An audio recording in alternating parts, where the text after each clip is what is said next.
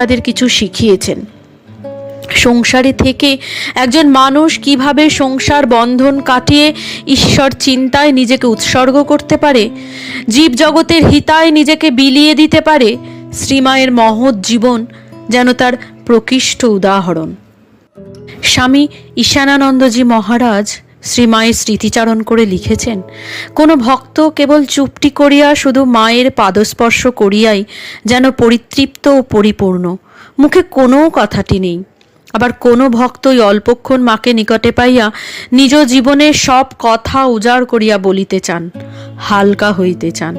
কাহারও আচরণ দেখিয়া আমরা মুগ্ধ হইতাম, কাহারও ব্যবহার দেখিয়া রাগ হইত, কখনো কখনো হাসিও পাইত। সকল অবস্থাতেই মা কিন্তু ধীর, স্থির, স্নেহপূর্ণ। কি করিয়া সকলের কল্যাণ হবে, ইহাই ছিল তাহার একমাত্র ইচ্ছা। মা বলিতেন,